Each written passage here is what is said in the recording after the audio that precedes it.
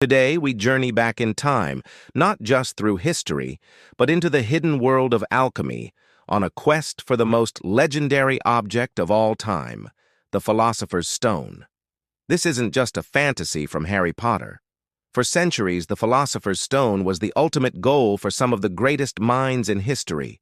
It was a substance believed to possess incredible powers, the ability to turn base metals like lead into pure gold, and the power to grant eternal life through an elixir.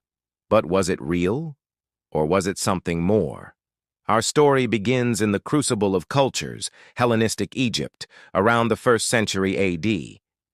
Here, Greek philosophy, Egyptian metallurgy, and Middle Eastern mysticism melted together to form the art of chemia, the precursor to alchemy. Early texts, like the Emerald Tablet, attributed to the mythical figure Hermes Trismegistus, spoke in riddles and symbols.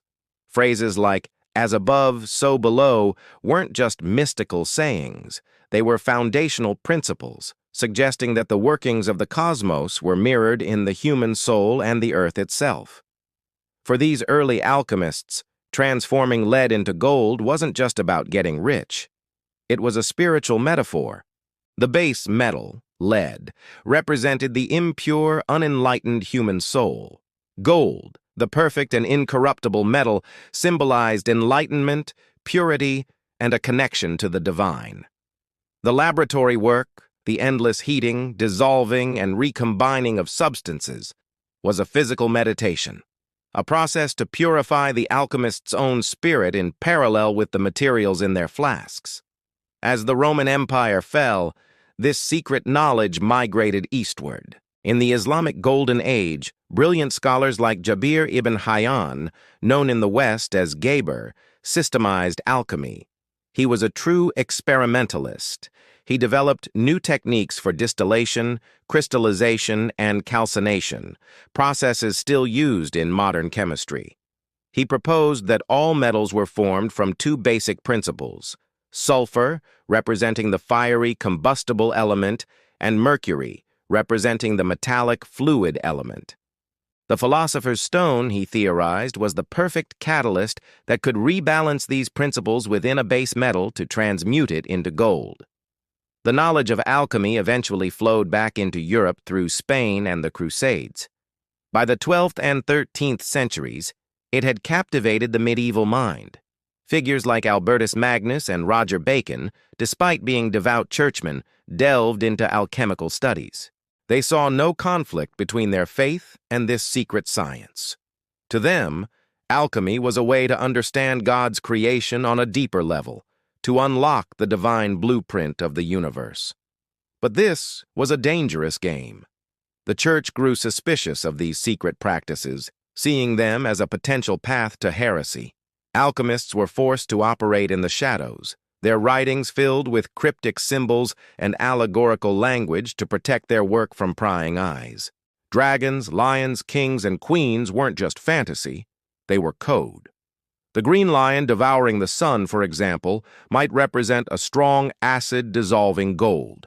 This secrecy only added to alchemy's mystique and allure. The Renaissance and the scientific revolution marked a turning point.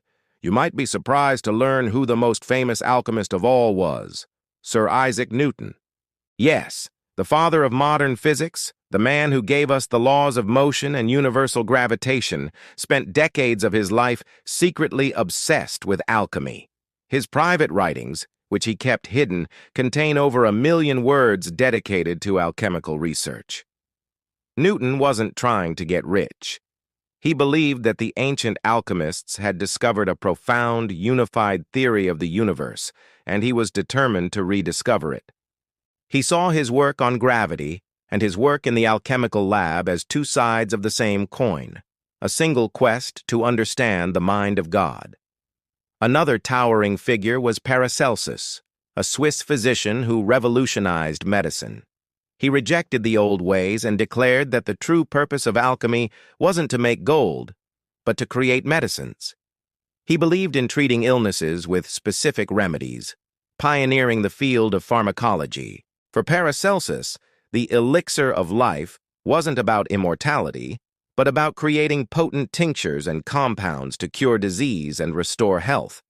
This was a radical shift, steering alchemy towards the practical science of chemistry and medicine. So, what happened? Why did alchemy fade into the realm of myth?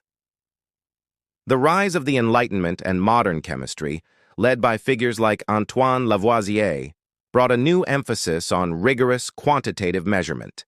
The old mystical language of alchemy couldn't compete with the precise mathematical language of the new science. Lavoisier's work on the conservation of mass and his identification of oxygen as an element debunked the classical four-element theory, cutting the legs out from under traditional alchemical thought. Alchemy was sidelined, branded as pseudoscience. But did it really die, or did it simply transform? The spiritual quest of the alchemist, the journey of inner transformation and a search for enlightenment, didn't disappear. It found a new home in esoteric societies and in the emerging field of psychology. The great psychologist Carl Jung saw alchemy as a powerful map of the human subconscious.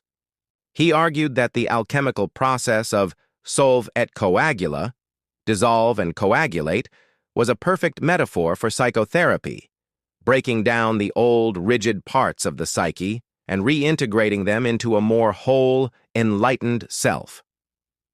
For Jung, the philosopher's stone wasn't an external object, but the fully realized, integrated personality. Today, the quest for transmutation continues, just not in the way the alchemists imagined.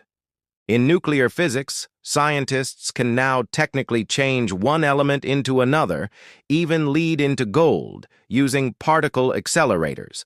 The cost, of course, is astronomical, far more than the value of the gold produced. But it proves that the alchemist's fundamental dream wasn't entirely impossible. The legacy of alchemy is all around us. It's in the very language of chemistry, in the beakers and flasks of our laboratories, and in the enduring human quest for transformation, whether it's turning metal to gold, sickness to health, or our imperfect selves into something better, something golden. The philosopher's stone may never have been a single physical object, but a powerful idea. The belief that with knowledge, dedication, and the courage to look into the darkness, transformation is always possible. If you found this exploration fascinating, please give this video a thumbs up, and don't forget to subscribe and hit that notification bell for more dives into the hidden corners of our world.